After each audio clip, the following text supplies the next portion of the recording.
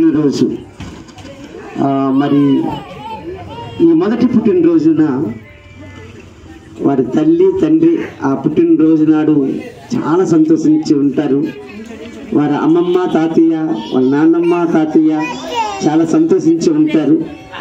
వారి పెద్దనాన్న పెద్దమ్మ కూడా సంతోషించి ఉంటుంది. వాళ్ళ మేనత్తలు మేనమామలు అందరూ కూడా. ఎందుకంటే బిడ్డ పుట్టితే ఆ ఇంట్లో అంతా కూడా ఒక రకమైనటువంటి ఆనందం. ఆ ఆనందాన్ని ఆ రోజు సెలబ్రేట్ చేసుకోవడానికి అవ్వదు, ఎందుకంటే అడావిడిగా హాస్పిటల్లో ఉంటారు కాబట్టి. అందుకే మొదటి పుట్టినరోజు చాలా చక్కగా చేస్తారు. వీరు కూడా ఆ మాదిరిగానే డెకరేట్ చేసినారు చక్కగా. ఈ మొదటి పుట్టినరోజు నాడు మరి దేవుడు ఆ బిడ్డని ఒక సంవత్సరం అంతా కాపాడాడు. ఆ బిడ్డను బట్టి దేవునికి స్తోత్రాలు చెప్పాలి. దేవుని స్తోత్రం, హల్లెలూయా. తండ్రి అయిన దేవుడికి, పరిశుద్ధుడైన దేవుడికి, సృష్టికర్త అయిన దేవుడికి, లోకమంతటిని నడిపిస్తున్న దేవుడికి మనం వందనాలు చెప్తూ ఈ యొక్క బిడ్డని ఆశీర్వదించి మనం వెళ్ళాలి. ఈరోజు ఈ సంటి బిడ్డ చక్కగా యాక్టివ్గా ఉంది. ఇంకా గంటలో నిద్రపోతుంది. ఈలోగా మనం కేక్ కట్ చేసేయాలి, లేకపోతే ఆ నిద్ర ముఖమే ఫోటోలు కనబడుతూ ఉంటుంది. మంచి ఫోటోగ్రాఫర్ని కూడా పెట్టారు, అంత చక్కగా అరేంజ్ చేసినారు. వన్నని బాగా పెట్టినారు. ఇక్కడ అన్ని చక్కగా ఏర్పాట్లు అయితే చాలా ఘనంగా జరిగినాయి. వాక్యంలోకి వెళ్ళిపోదాం. అందరిని ఎలర్ట్ చేయడానికి 4 మాటల ముందు చెప్తూ ఉన్నాను. 128వ కీర్తన. అందరూ బైబిల్ ఉన్నవారు కొద్దిమంది ఉన్నా పర్వాలేదు, బైబిల్ ఉన్నవారు చకచక నాకు సహకరించండి. మీరు రిప్లై ఇస్తే మీరు సప్లై బాగుంటుంది, లేకపోతే డల్గా ఉంటుంది. చెప్పండి, బాగా చదువుతూ ఉన్నారా? నేను చదవాలి.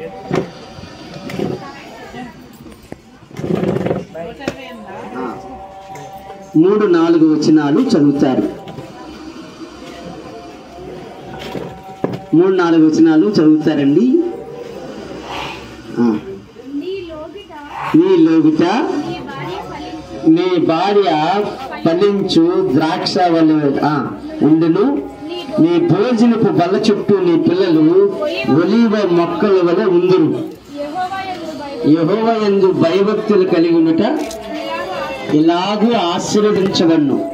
ఎలాగూ ఆశీర్వదించబడతారంటే ఇలాగూ, అంటే బిడ్డలు కనటం ఒక భాగ్యం, బిడ్డలు కనడం ఒక ఆశీర్వాదం, బిడ్డలు కనడం అనేది ఒక అద్భుతమైనటువంటి గిఫ్ట్. అది ఈ గొప్ప భాగ్యాన్ని, ఈ గొప్ప సంగతిని మనుషులందరూ గమనించాలి. దేవుడిస్తే తప్ప మనుషులకి బిడ్డలు పుట్టరని. దేవుని స్తోత్రం. దేవుడిచ్చినటువంటి బిడ్డలు, ఆ బిడ్డలను దేవుడు ఏమంటూ ఉన్నాడంటే దేవుడిచ్చిన స్వాస్యం అటది, దేవుడిచ్చినటువంటి సొత్తు అది, దేవుడిచ్చిన ఆస్తి అది. బిడ్డలు ఏమవుతారంటే దేవుడిచ్చిన ఆస్తి. దేవుడు వాక్యము మనకి చాలా విషయాలు నేర్పుతుంది. యోహాను పుట్టగానట ఆ ఊరు వారందరూ కూడా చాలా ఆనందించారట. యోహాను అనే భక్తుడు ఉన్నాడు బైబిల్లో. ఎందుకు ఆనందించారంటే అప్పటి వరకు ఆ ఇంట్లో సందడి లేదు, ఆ ఇంట్లో బిడ్డలు లేరు, వారు చాలా ఇబ్బంది పడుతున్నారు బిడ్డలు లేక. ఈ సందర్భంలో దేవుడు దర్శించే వారిని, ఎలిజబెత్తును జకర్యాను దేవుడు ప్రేమించి ఒక మంచి బిడ్డనిస్తే యోహాన్ని, అక్కడ చాలా మంది అనేకులు సంతోషించారని రాసి ఉంటుంది. కొంతమంది సంతోషించారు, అది మనకు సంబంధం లేదు. ఎక్కువ మంది సంతోషిస్తారు ఈ బిడ్డలు పుట్టడం ద్వారా. ఎందుకు ఈ సందర్భంగా ఈ వాక్యాన్ని నేను మాట్లాడుతున్నానంటే, యవన కాలంలో పుట్టిన బిడ్డలు బలవంతుని చేతిలో బాణం లాంటి వారట. 127వ కీర్తన. మీరు బైబిల్ గ్రంథాన్ని తెరిచి చూస్తే అక్కడ 5వ మాటను మీరు చూస్తారు. యవ్వన కాలమందు పుట్టిన కుమారులు బలవంతుని చేతిలో బాణము వంటి వారు. ఏంటి ఇక్కడ కూతురు ఆడబిడ్డ పుట్టినరోజు ఇస్తే అక్కడ కొడుకు చదువుతున్నారని అనకండి, అది ఇంగ్లీష్ ట్రాన్స్లేషన్ తప్పు. అది చిల్డ్రన్ అని ఉంటుంది కిందని. అక్కడ ఏముంటుందంటే కుమారులు కాదు, అక్కడ బిడ్డలు అని అర్థం. అంటే ఆ ఆడబిడ్డ అయినా మగబిడ్డ అయినా దేవుడిచ్చినటువంటి స్వాస్యం, అది దేవుడిచ్చిన బిడ్డ. ఈ ఏమిటి లోకంలో దేవుడు బిడ్డలు ఎందుకు ఇచ్చాడంటే, అబ్రహాముకు దేవుడిచ్చినటువంటి వాగ్దానం, మీరు ఫలించి విస్తరించాలి అన్నాడు. ఫలించాలట. అందుకే ఈ భూప్రపంచం మనుషులతోటి నింపబడుతుంది. దేవుడు ఆది కాలంలోనే దేవుడు ఈ వాగ్దానం ఇచ్చాడు ప్రపంచానికి. అబ్రహాం అనే దైవజనుడికి ఈ వాగ్దానం ఇచ్చాడు, మీరు భూమిని ఫలించాలి, భూమి మీద ఫలించాలి. ఏ పంట అంటే మనుషుల చేత కూడా అభివృద్ధి అవ్వాలి. అందుకే ప్రపంచం అంతా కూడా మనుషుల చేత అభివృద్ధి అయింది. ప్రపంచము ఈరోజు మనం చూస్తూ ఉన్నాం. అంటే బలవంతుని చేతిలో బాణం లాంటి వారికి యవ్వనంలో పుడితే, ముసలైపోయి పుట్టారనుకోండి, వీరు ఎత్తుకోలేరు, వారేమో ఏడవడం ఆపలేరు. ఇప్పుడు ఆ ఇద్దరు యవనస్తులే, ఆమెను కన్నిన బిడ్డలిద్దరు కూడా యవనస్తులే. యవనస్తులు ఆ బిడ్డను ఎత్తుకోగలరు, ఎక్కడైనా పరిగెట్టుకొని తీసుకెళ్ళగలరు, స్కూల్కి పట్టుకెళ్ళగలరు, ఆడించగలరు, అన్నీ చేయగలరు. అంటే వారి యవనములో పుట్టడం ద్వారా ఆ బిడ్డకి ఏమవుతుందంటే బలం వస్తుందట. ఇంకొక మాట రాసి ఉంటుంది ఆ కుమార్తెల గురించి, కార్నర్ స్టోన్ అంట. 144వ కీర్తన 12వ వచనం. 144వ కీర్తన 12వ వచనం. ఒక్కసారి చదివి సహకరించయ్యా. కుమారులు యవన కాలమునందు ఎదిగి మొక్కల వలె ఉందరు, మా కుమార్తెలు నగరకే చెక్కిన మూల కంబాలట. అక్కడ ఇంగ్లీష్లో ఏమంటుందంటే కార్నర్ స్టోన్ అట. ఆడబిడ్డలు దేవుడు ఏమన్నాడు? కార్నర్ స్టోన్ అంటే మూలకంబం అది ఇంటికి. అందుకే మన ఐందవ సహోదరులు కూడా అంటారు లక్ష్మీదేవి వచ్చిందని. లక్ష్మీదేవి కార్నర్ అట. ఆడబిడ్డ ఏంటి? ఇంటికి కార్నర్ స్టోన్ అంటే ఆ ఇంటికి మూలకంబం, ఆ ఇంటికి మూల స్తంభం. నేను చెప్పలేదు, బైబిల్ చెప్పింది. అంటే ఆ దేవుడు ఆడబిడ్డకి అంతటి ఆశీర్వాదం ఇచ్చాడు. ఆడబిడ్డలు కనటం అనేది ఒక ఆశీర్వాదం అంటా నేనైతే. నేను నా కూతుర్ని కనటం నేను ఆశీర్వాదంగానే. మొదట నాకు కూడా కూతురే పుట్టింది. ఆమె ఇప్పుడు ఫిజియోథెరపీ డాక్టర్గా చేస్తుంది, ఇగో అక్కడే ఉంది. దేవుని స్తోత్రం. నా కొడుకు కూడా ఆ తర్వాత పుట్టి ఉండొచ్చు. మొదట నాకు పుట్టింది మాత్రం ఆడబిడ్డే. దేవుడు ఆ బిడ్డ పుట్టగానే నేను మా పిల్లలే ఉండరనుకున్నాం, మా బిడ్డలు పుట్టరనుకున్నాం, గర్భసంచి కుళ్ళిపోయింది అనుకున్నాం. డాక్టర్లు అందరూ కూడా ఇక మీ పిల్లలు పుట్టరన్నారు. ఎందుకు పుట్టరంటే గర్భసంచి కుళ్ళిపోయింది అన్నారు. కానీ మహాదేవుడు కృప గర్భసంచిని బాగు చేసి బిడ్డలే లేరనుకున్న సందర్భంలో ఒక మంచి బిడ్డనిచ్చి ఈరోజు ఆమెను ప్రయోజకురాలుగా చూసినప్పుడు ఎంత ఆనందము. ఈరోజు అక్షయ జీవితంలో కూడా అదే ఆశీర్వాదం వస్తుంది. నా బిడ్డను దీవించిన దేవుడు ఈ బిడ్డను కూడా ఖచ్చితంగా దీవిస్తాడు, ఈ బిడ్డను కూడా ఆశీర్వదిస్తాడు. ఎందుకంటే బైబిల్ వాక్యము ఎలా మాట్లాడుతూ ఉంటుంది, మీరు ఫలిస్తారు. యోహాను సువార్త 15వ అధ్యాయం 7వ వచనాన్ని మీరు చూస్తారు. యోహాను సువార్త 15వ అధ్యాయం ఉంటే ఆశీర్వదించబడతారు. నా యందు మీరు మీ యందు నా మాటలు నిలిచి ఉన్న ఎడల మీకు ఏది ఇష్టమో అడుగుడి, మీకు అనుగ్రహింపబడుతుంది. దేవునికి మహిమ కలుగును గాక. నా యందు మీరు మీ యందు నేను ఉంటే మీకు ఏది ఇష్టమో అది ఇస్తానన్నాడు. వారు బిడ్డలు లేనప్పుడు బిడ్డలు ఇష్టం, దేవుడు బిడ్డలు ఇచ్చాడు. దేవుని స్తోత్రం. దేవుడిచ్చిన స్వాస్యం. మనము ఆయన ఒకే కుటుంబంలో చేర్చబడ్డాం, అది పరిశుద్ధుల గుంపులో చేర్చబడ్డాం. దేవుని స్తోత్రం. సృష్టికర్త అయిన యేసు అనే సృష్టికర్త అయిన కుటుంబంలో చేర్చబడ్డాం. మనం ఎవరమా అంటే దేవుని బిడ్డలం. మనం ఎవరైనా పిలబడుతున్నాం దేవుని బిడ్డలండి. అక్కడ పుట్టినరోజు చేసుకుంటూ ఉన్నారు అనుకుంటూ ఉన్నారు చుట్టుపక్కల వారు. అవును, మనం ఎవరమాట? దేవుని బిడ్డలం. ద్వితీయోపదేశకాండం 14వ అధ్యాయం మొదటి మాట రాసి ఉంటుంది, మీరు యెహోవా బిడ్డలని పిలవబడుతూ ఉన్నారని. దేవుని స్తోత్రం. మనం ఎవరి బిడ్డలము? మనమందరము కూడా దేవుడి బిడ్డలము.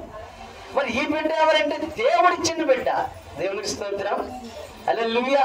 ఈరోజు ఆమె పుట్టినరోజు సందర్భముగా దేవుడు మాట్లాడుతున్న మాట ఏమిటంటే, నా యందు మీరును మీ యందు నా వాక్యము నిలిచి ఉన్న ఎడల మీకు ఏది ఇష్టమో అది ఇస్తాడట.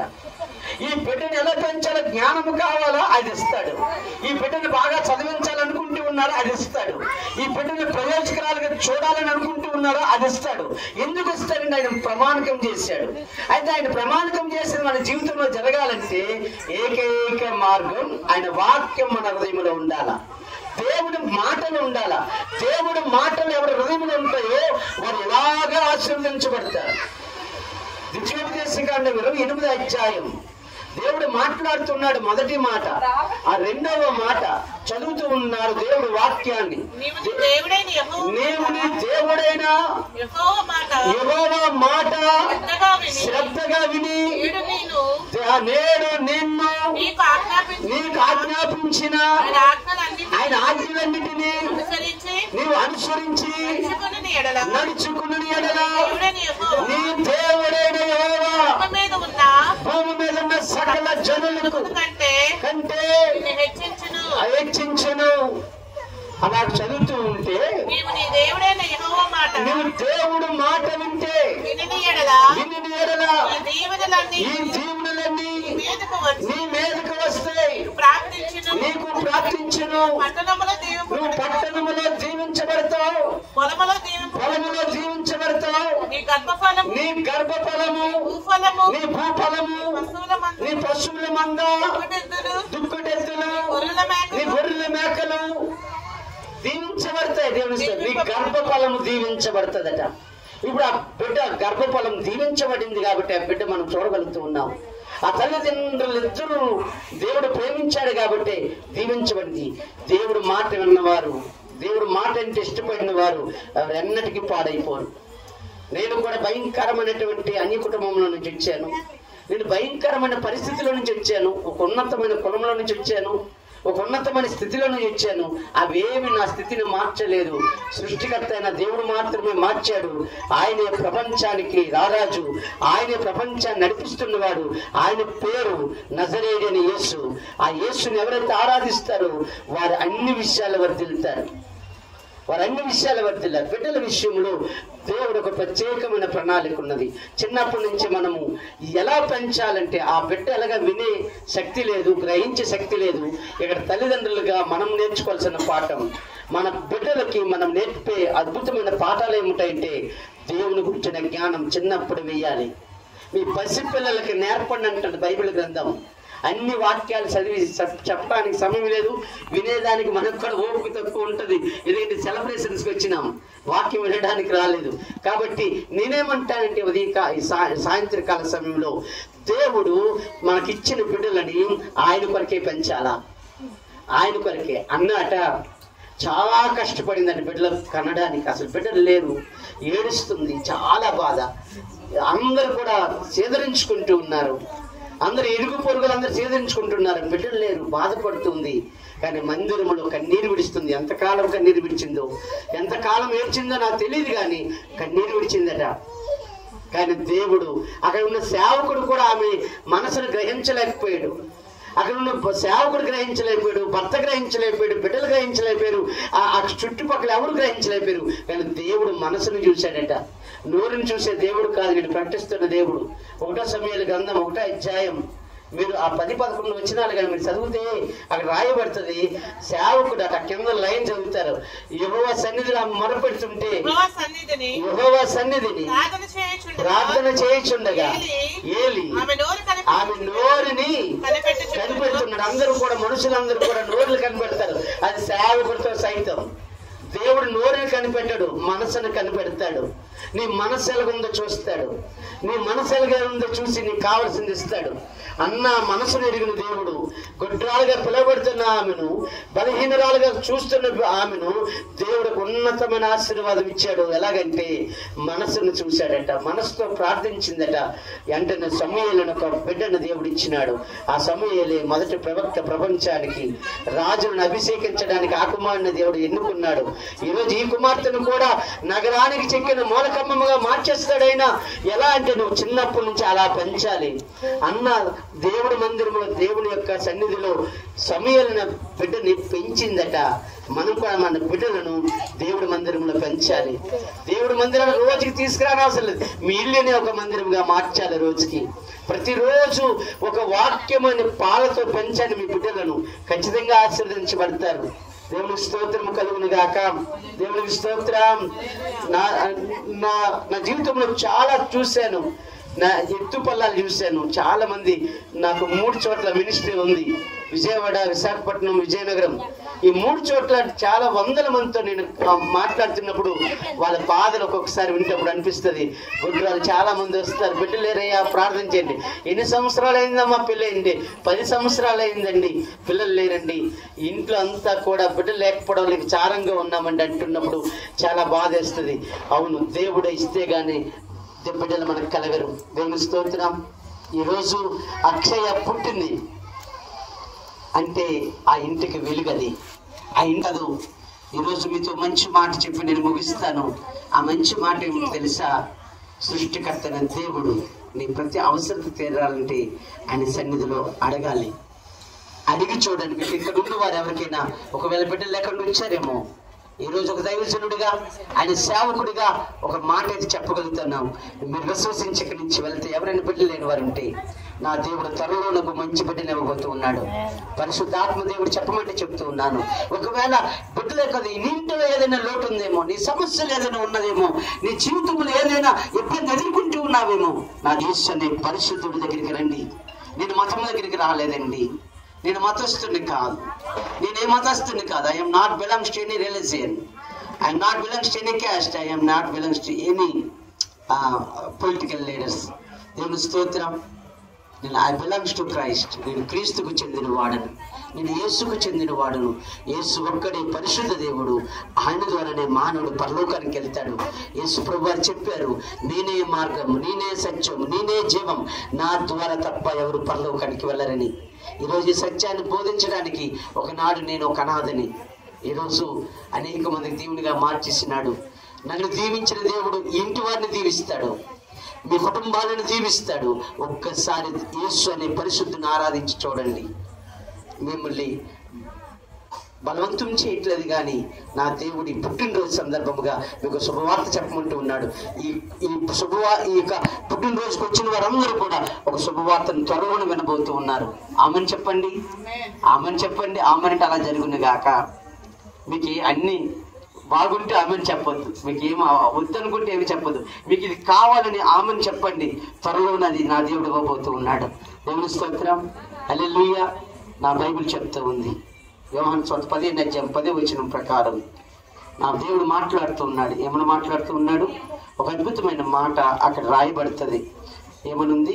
యోహాను సువార్త 10:10 నేను ఆజ్ఞలు గైకొని ఆయన ప్రేమయందు నిలిచి ఉన్న ప్రకారము మీరును నా ఆజ్ఞలు గైకొనని ఎడల